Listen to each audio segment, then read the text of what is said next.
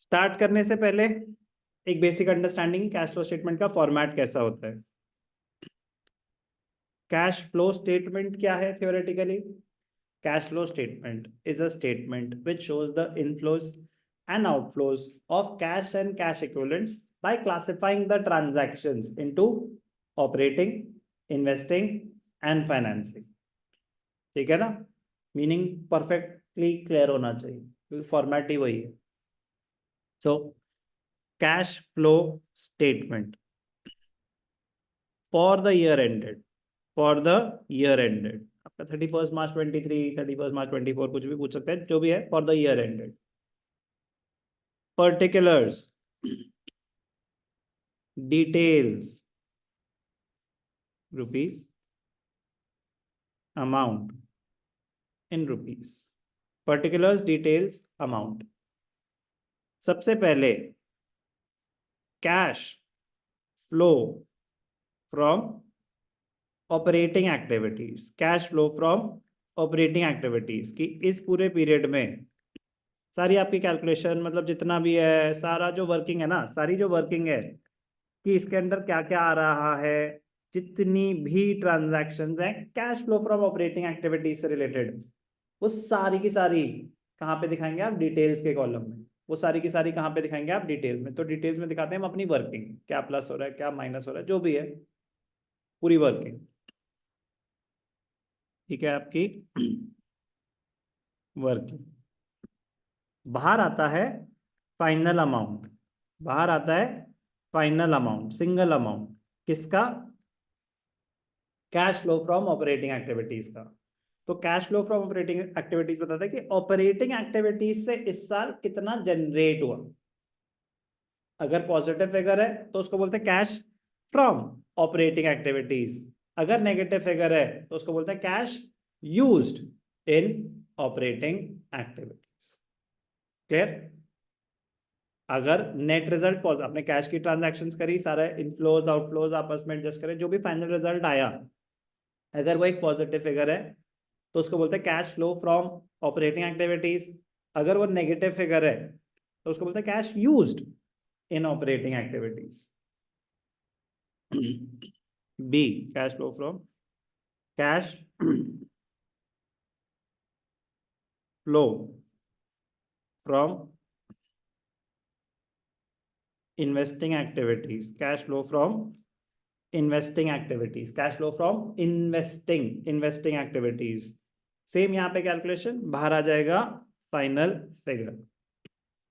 Negative होगा तो क्या लिखेंगे? Cash used in investing activities.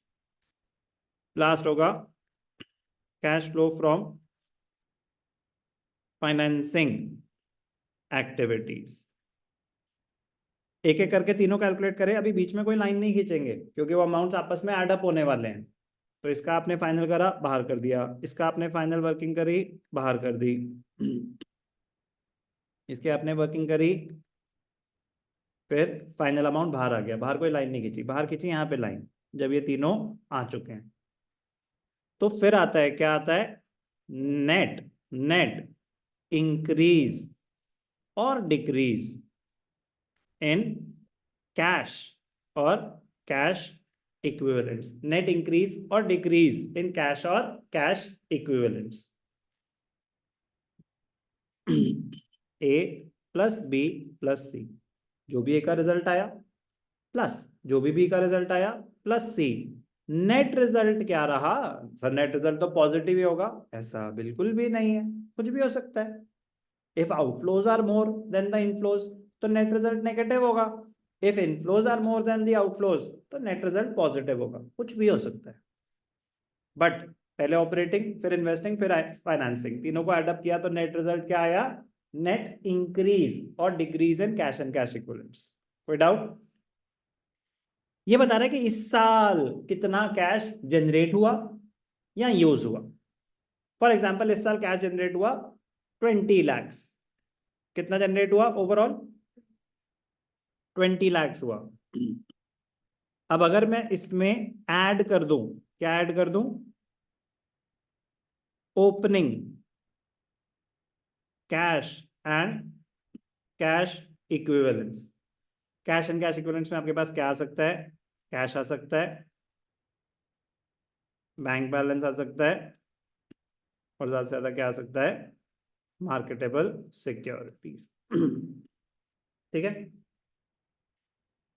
इस साल कुछ कैश जनरेट हुआ आपके पास पहले से कुछ पड़ा हुआ था,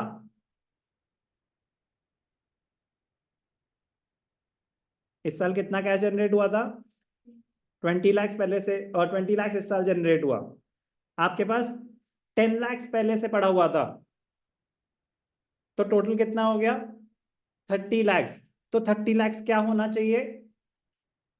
पहले से पड़ा हुआ था 10 लाख, इस साल 20 लाख और जनरेट हुआ, तो 30 लाख क्या है? Try. Cash generated during the year तो 20 लाख था, पहले से मेरे पास 10 लाख था, 30 लाख क्या है?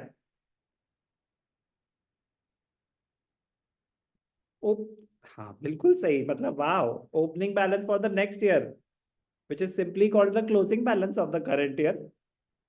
क्लोजिंग बैलेंस है ये। क्या है ये? Closing balance. सिंपल रखो ना, क्वेश्चन में आंसर, आंसर में क्वेश्चन।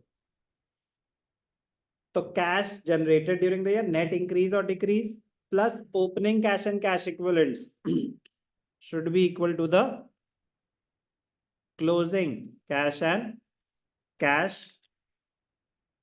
equivalents। तो पहले आपने यहाँ पे टोटल निकाल दिया, फिर यहाँ लिखे closing cash and cash equivalents. क्या लिखा है इसमें? Cash balance.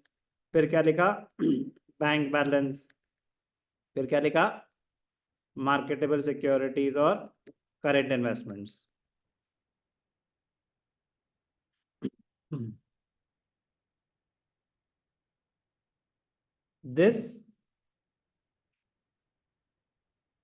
this amount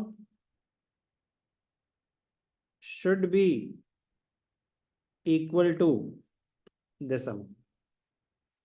net increase or decrease plus opening balance should always be equal to the closing balance। तो अगर ये आपका आपस में सारे मैच कर जाए तो आपने कैश फ्लो स्टेटमेंट सही बनाई।